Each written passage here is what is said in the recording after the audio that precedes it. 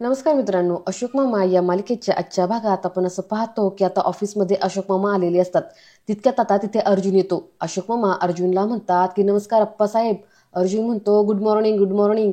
अशोक मामा म्हणतात good morning. आपल्या माहितीसाठी सांगतो, म्हणजे आपल्या ऑफिसची वेळ ही सकाळची शार्प 9 वाजता असते. शिस्त म्हणजे शिस्त. आता अर्जुन त्याचं घड्याळ पाहत म्हणतो की ओ सॉरी, मला 30 सेकंड उशीर झाला, पुन्हा असं होणार नाही. अशोक मामा म्हणतात ठीक आहे ठीक आहे, पुन्हा अशा चुका करू नका. जा आपल्या जाऊन सीटवरती बसा. पुढे अशोक मामा आता अर्जुनला अडवत म्हणतात की 1 मिनिट, माझी एक छोटीशी रिक्वेस्ट आहे. काय आहे ना, आपण ऑफिसमध्ये एक नियम सुरू करूया, म्हणजे जो कोणी टाइमपास करत असेल ना, त्याचा लगेच फोटो काढायचा. अर्जुनला मात्र कळत नाही. अर्जुन म्हणतो फोटो कशाला? अशोक मामा म्हणतात म्हणजे तुम्हाला माहित नाहीये का, आपल्या ऑफिसमध्ये एक फोटोग्राफर आहेत. त्यांच्या कार्याला वाव मिळाला पाहिजे ना, किती दिवस असं लपून छपून फोटो काढणार नाही का. आता अर्जुनच्या ही गोष्ट लक्षात येते आणि तो हर्षाकडे बघत म्हणतो की हो की, माझ्या तर लक्षातच आलं नाही हे. यावर त्यात अशोक मामा म्हणतात हो आता सगळ्यांना कळेल ना, आता कसं आहे पेपरमध्ये छापून येणार आहेत ना फोटो. अर्जुन म्हणतो की वा, माइंड ब्लोईंग. अशोक मामा म्हणतात म्हणून मी आता एक सुरू करणार आहे. आता इथून पुढे कोणी बारीशी जरी चूक करत असेल ना, लगेच त्याचा फोटो काढणार. केली चूक काढला फोटो, केली चूक काढला फोटो. हर्षा मात्र आता म्हशीसारखी सगळ्याकडे पाहायला लागते. पुढे अशोक मामा शिपायाला म्हणतात की बोंजाळे कॅमेरा तयार आहे ना आपला. लगेच बोंजाळे पुढे येतो आणि तो म्हणतो की हो साहेब, हे बघा आपला कॅमेरा कधीपासून मी तयारच ठेवलेला आहे. अर्जुन म्हणतो काय आहे ना, काही लोकांना कळत नाही, ऑफिसमध्ये काम बघितलं जातं. काम चोख असलं ना तर तुम्ही कुठेही जा, बागेत जा, हॉटेलला जा, कुठे का जाईना, आपल्याला काय फरक पडतो. बरं माझगावकर यंग मॅन, तुम्ही लक्ष ठेवा बरं का. अशोक मामा म्हणतात हो मी लक्ष ठेवेन. पुढे अर्जुन अशोक मामांना म्हणतो की बाय द वे, मला ना तुमच्याशी 2 मिनिटं बोलायचं होतं.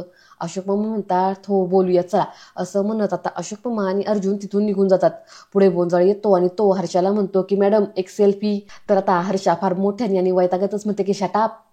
त्यानंतर आता पुढे अशोक मामा आणि अर्जुन हे दोघं जण कॅन्टीनमध्ये बसतात. अर्जुन म्हणतो की थोडं पर्सनल बोलायचं होतं. अशोक मामा म्हणतात हो पण लंच टाईममध्ये बोललं तर नाही चालणार का. काय आहे म्हणजे आपण इतरांना बोलायचं की उगाच वेळ घालू नका आणि आपण मात्र वेळ घालवत बसायचं, हे बरोबर दिसत नाही ना. अर्जुन म्हणतो नाही बरोबर आहे, पण विषय थोडा नाजूक आहे. कसं आहे, मी जर बोललो नाही ना तर उगाच विचार करत बसेल आणि त्रास होईल म्हणून. अशोक मामा म्हणतात बरं ठीक आहे बोला. अर्जुन म्हणतो प्लीज तुम्ही गैरसमज करून घेऊ नका. तुमच्या घरात काही इश्यू आहेत का. नाही म्हणजे भैरवी माझी मैत्रीण आहे, मला काळजी वाटणं साहजिकच आहे ना. अशोक मामा म्हणतात की ठीक आहे सगळं, पण तुम्ही काही काळजी करू नका. घरात छोटं वादळ आलेलं आहे, ते निघून जाईल. अर्जुन म्हणतो की ते वादळ माझ्यामुळं आलंय का. अशोक मामा म्हणतात की नाही नाही, उलट तुमच्यामुळं वाऱ्याची थंड झुळूक लागून गेलीये. अर्जुन म्हणतो थँक्यू, पण असं काही असेल ना तर प्लीज मला सांगा, मी बोलेल. अशोक मामा म्हणतात नका नका, तुम्ही काही बोलू नका. आयुष्य खूप सोपं आहे, आपणच ते कॉम्प्लिकेटेड करून घेतो असं तुम्हीच म्हणाला होतात ना. अर्जुन म्हणतो हो पण भैरवीच्या बाबतीत थोडं. तर अशोक मामा अर्जुनला अडवतच म्हणतात की नाही, अनिश भैरवी दोघेही हुशार आहेत. त्यांच्या आयुष्यातली खास खडगे ते स्वतःच भरून काढतील आणि त्यातूनच काही झालं तर आपण आहोतच ना, मी आहे तुम्ही सुद्धा आहात. अर्जुन म्हणतो yes any time, thank you young man. Ashok मामा म्हणतात मग आज रात्री येतंय ना जेवायला. अर्जुन म्हणतो खरं तर आवडेल मला यायला, पण अनिश. अशोक मामा म्हणतात माझा मुलगा शहाणा आहे, त्याची तुम्ही काळजी करू नका, उलट आम्हाला आवडेल तुम्ही आलात तर. अर्जुन म्हणतो ठीक आहे, भेटूया मग रात्री, मी आलोच. असं म्हणत आता अर्जुन तिथून निघून जातो. खरं सांगू का मित्रांनो, हा अर्जुन ना मला थोडा ओव्हरच वाटतो. कामापेक्षा ना दुसऱ्याच गोष्टीमध्ये याची टंगळ मंगळ चालू असते आणि अशोक मामा सुद्धा ना बळच त्याच्या पुढे पुढे करतात असं दिसतं. असो. त्यानंतर आता इकडे घरी राधाबाईंनी खोटं खोटं रडायचं नाटक करत मोठमोठ्याने म्हणायला लागतात, माझा सोन्यासारखा नवरा असा गपकीने त्याचे कान निघून गेले, आता मी त्याच्याशी कसं बोलू भगवंता, कसं भांडू त्याच्याशी देवा, माझं प्रेम त्यांना कशी बोलून दाखवू देवा, मला काही सुचत नाहीये. असं म्हणत ह्या मोठमोठ्याने रडायला लागतात. आता त्यांचा हा कर्कश आवाज ऐकून आता ही तिन्ही मुलं कानावरती हात ठेवतात. आता हे त्यांचं रडणं ऐकून भैरवी आणि अनिश दोघं जण पुढे येतात. किशाभाऊ अनिशला म्हणतात की राजू, टीव्हीचा आवाज बंद करून टीव्ही बघतात ना तसं वाटून राहिलं रे मला. तर इकडे राधावहिनीचं रडगाणं चालूच असतं. भैरवी राधावहिनींना शांत करत म्हणते की मामी मामी जरा थांबा ना, काही झालेलं नाहीये, आपण ना यांना दवाखान्यात घेऊन जाऊ. तर संयमी पटकिनी म्हणते की आम्ही घेऊन जातो ना डॉक्टरकडे. भैरवी म्हणते अजिबात नाही, घरामध्ये मोठी माणसं आहेत ना, आम्ही घेऊन जाऊ. अनिश प्लीज तू यांना घेऊन जा. अनिश म्हणतो की नाही मला नाही जमणार आज. भैरवी म्हणते की तू मुद्दाम करतोयस का. अनिश म्हणतो मुद्दाम काय भैरवी, हे बघ मला खरंच आज जमणार नाहीये, तू कर ऍडजस्ट. आता भैरवी रागातच म्हणते तुला माहिती आहे ना आता ऑफिसमध्ये काय परिस्थिती आहे ते. एक काम करते, मी बाबांना फोन करते आणि त्यांना विचारते, ते जातील त्यांच्यासोबत. राधाबाईंनी म्हणतात की नाही नाही, त्यांना नका त्रास देऊ, त्यांना नका काही सांगू, मी घेऊन जाते ना, आता माझं सौभाग्य आहे, माझ्या कपाळाचं कुंकू आहे, मलाच खस्ता खायला पाहिजेत, त्याच्यासाठी ना मीच त्यांना घेऊन जाते. अनिश म्हणतो हे बघ मामी, तुला जमणार नाही, मागच्या वेळेस सिनेमा पाहायला गेला होता तुम्ही, हरवला होतात ना. राधाबाईंनी म्हणते नाही नाही, आता नाही हरवत आम्ही, मी विचारेल ना पत्ता, मी विचारेल, सगळी पोरं इथं हुशार आहेत ना, मी त्यांना विचारेल, तो सिक्युरिटी आहे ना त्याला विचारेल, त्याला तर सगळ्या दुनियाची खबर असते, तो मला सांगेल, मी विचारून जाईल, काही काळजी करू नका, तुम्ही जा तुमच्या कामाला. अनिश म्हणतो बरं, खाली सोसायटीमध्ये जा, कोणीतरी असेल, ते तुला तिथे ENTचा पत्ता देतील. आता राधाबाईंनी म्हणतात की ENT वाल्याकडे कशाला जायला पाहिजे, एवढ्या लांब, अंधेरीतच असेल ना कुठेतरी दवाखाना. इरा म्हणते अहो मामी, ENT म्हणजे इयर नोज थ्रोटचा डॉक्टर, असं असतं ते. राधाबाईंनी म्हणतात की बाप्पा, मी अडाणी बाई, मला काय माहिती. बरं, पुढे ती अनिशला आणि भैरवीला म्हणते की तुम्ही जा, आम्ही विचारून जाऊ. अनिश म्हणतो ठीक आहे, सांभाळून जा. असं म्हणत आता अनिश आणि भैरवी तिथून जायला लागतात. तर लगेच राधाबाईंनी किशाभाऊंना पैशाचं खुणवून सांगतात. तर किशाभाऊ अनिशला म्हणतात की आता दवाखान्यात जावं लागल, औषधं लागतील, पैसे लागतील ना रे राजू. तर आता अनिश त्यांना पैसे देतो आणि पुढे आता हे दोघं जण निघून जातात. आता पैसे घेतल्यावरती किशाभाऊ फार खुश होतात. त्यांच्या लक्षातच राहत नाही की पाठीमागं ही 3 मुलं आहेत, ते खुश होऊन नाचायलाच लागतात. तर राधाबाईंनी आता त्यांना 2-3 धपाटे मारत खाली बसवते. तर किशाभाऊ म्हणतात कसं आहे ना, मध्येच मला ऐकू येतं, मध्येच ऐकू येत नाही, असं काहीतरी होतं. संयमी म्हणते हो ना, पण मग काळजी घ्या हा, काही लागलं तर सांगा आम्हाला. असं म्हणून आता हे तिघजण आतमध्ये निघून जातात. आता किशाभाऊ राधाबाईंनी ओरडतच म्हणतात की काय ग, किती मोठमोठ्याने ओरडत असते तू हा, माझे खरे खरं कान जातील ना, मी खरा खराचा बहिरा होईल. राधाबाईंनी म्हणतात काय, तुम्हाला एक काम सांगितलं, एक नाटक करायला सांगितलं, तेवढं पण जमत नाही का हा, मी सांगते ना तेवढं करत जा, नाहीतर आपल्याला भिका मागायची वेळ येईल. त्यानंतर आता आपण असं पाहतो की अनिश लवकरच ऑफिसमधून घरी येतो. तुषार त्याला म्हणतो काय रे अनिश बाबा, एवढ्या लवकर आलास ऑफिसमधून, सगळं काही ठीक आहे ना. अनिश म्हणतो काय ठीक असणार आहे, आमच्या घरातल्या माणसांना सगळ्यांना स्वातंत्र्य मिळाले, प्रत्येकाचं आपलं काहीतरी ना काही चालूच असतं, आता एवढी माणसं घरात आहेत म्हणजे काही ना काही होणारच ना, प्रायव्हसी पण मिळत नाही, आधीच एवढी माणसं आहेत, मामा मामी, अरे मी काही महालात राहत नाही ना, 1 BHKच आहेत, आता कुणाला सांगणार आणि काय करणार. तुषार म्हणतो अरे पण हे घर तुझ्या बाबांच्या नावानं आहे ना, बाबांना सांग ना बोलायला त्यांच्याशी, त्यांना सांगा म्हणा तुम्हाला ॲडजस्ट करावं लागतं, त्या मामा मामींना सांगा म्हणा जा तुमच्या परत गावी. अनिश म्हणतो तुषार तुला काय वाटतं, मी सांगितलं नसेल का, अरे रिक्वेस्ट करून झाली, प्रेमाने सांगून झालं, चिडचिड करून झालं, सगळं झालं. त्या दोघांना काही म्हटलं तर ते इमोशनल ड्रामा करायला सुरुवात करतात, त्यात ते आईचे नातेवाईक म्हणून बाबा पण काही बोलू शकत नाही. तुषार म्हणतो थोडक्यात काय आहे, स्वभावाला औषध नसतं ना, तसं तुझ्या मामा मामींचं झालेलं आहे थोडक्यात, तू शांत हो. बरं मला सांग, तो अर्जुन आज पण घरी येणार आहे का. अनिश म्हणतो आमच्या बाबांनी सांगितले त्याला रोज घरी यायला, बाबांना ना खरंच कळत नाही रे, कधी कोणाला कुठं थांबवायचं ते. तुषार म्हणतो अरे मग तू थांबव ना. आणि आश्चर्याने म्हणतो काय मी.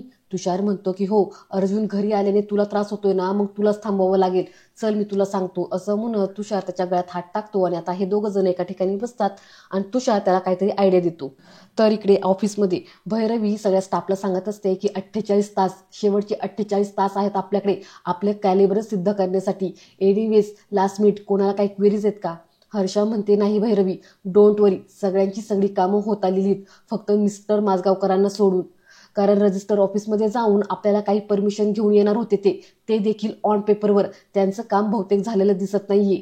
ते जर झालं ना तर आपल्या प्रोजेक्टलाच ग्रीन सिग्नल मिळणार आहे, बरोबर ना मिस्टर माझगावकर. तर भैरवी अशोक मामांना म्हणते की मिस्टर माझगावकर काय झालं कामाचं तुमच्या.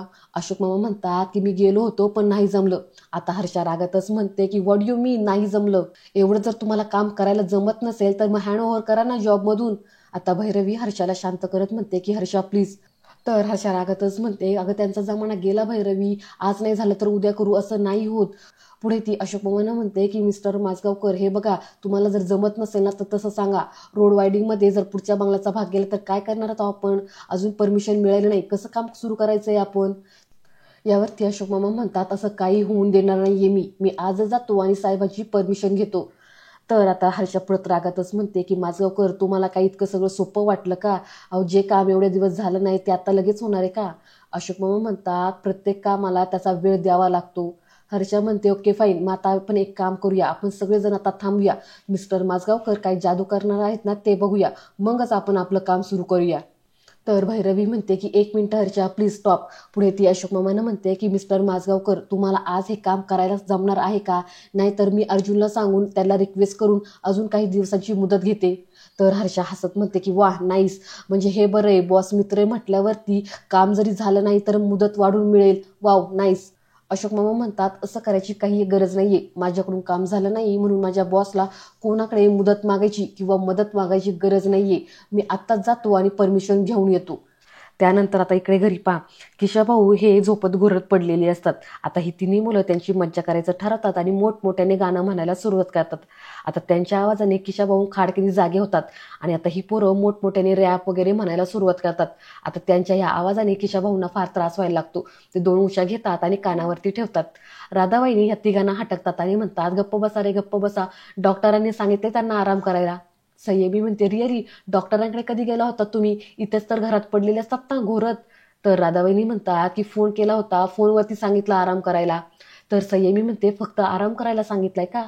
राधाबाईंनी म्हणतात की हो, आराम पण सांगितलाय आणि दवापाणी पण करायला सांगितलंय. पुढे त्या किशाभाऊंना म्हणतात की चला चला, आपल्याला दवा दारू आणायला हवी ना, चला आपण जाऊया.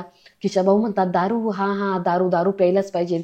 तर राधाबाई त्यांच्यावरती ओरडतच म्हणतात की हा, दारू म्हटलं की झालं तुमचं सुरू, तुम्हाला ना दुसरं काही सुचतच नाही, चला बरं आपल्याला औषधं घ्यायला जायची. असं म्हणत राधाबाईंनी बळजबरीनं आता किशाभाऊंचा हात पकडतात आणि ओढतच तिथून त्यांना घेऊन जातात. त्यानंतर आता इकडे तुषार अनिशला एक आयडिया देतो की जेणेकरून आता अर्जुन घरी जेवायला येणार नाही म्हणून. तर अनिश म्हणतो की तुषार पण काही प्रॉब्लेम झाला तर?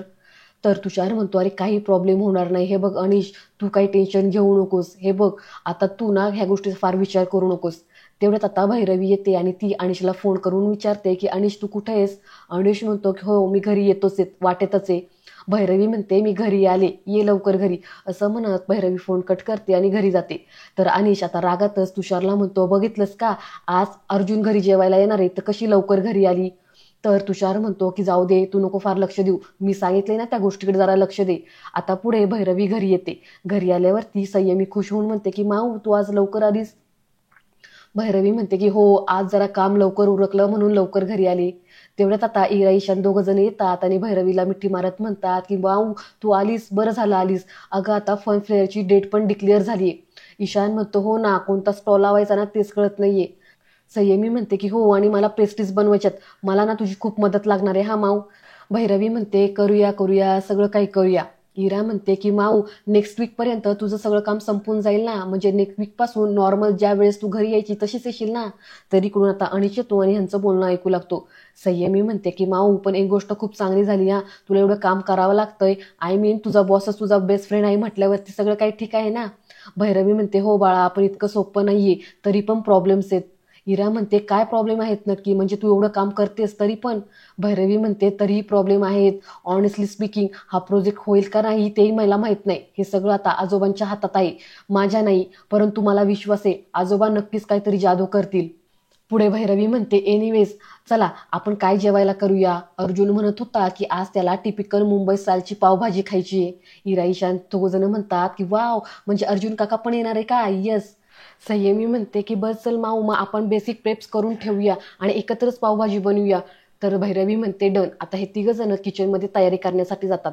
अनिश आतमध्ये येतो आणि भैरवीला विचारतो काही टेन्शन आहे का? भैरवी रागातच म्हणते काय फरक पडतो, माझा प्रोजेक्ट नीट झाला नाही तर तुला चांगलंच वाटणार आहे ना. अनिश म्हणतो हे बघ असं काही नाहीये, उगाचच तू ओव्हर रिॲक्ट करतेस. भैरवी म्हणते की ओ मी ओव्हर रिॲक्ट करते, माझी फक्त एवढी एकच रिक्वेस्ट आहे अनिश तुला, अर्जुन सोबत जरा नीट वाग, तू खूप वाईट वागतोस आणि त्यामुळे ना मला ऑकवर्ड फील होतं, सो प्लीज. असं म्हणत भैरवी आतमध्ये निघून जाते. आणि मित्रांनो आजचा भाग इथेच संपतो. पुढील भाग पाहण्यासाठी चॅनलला सबस्क्राईब करा. धन्यवाद.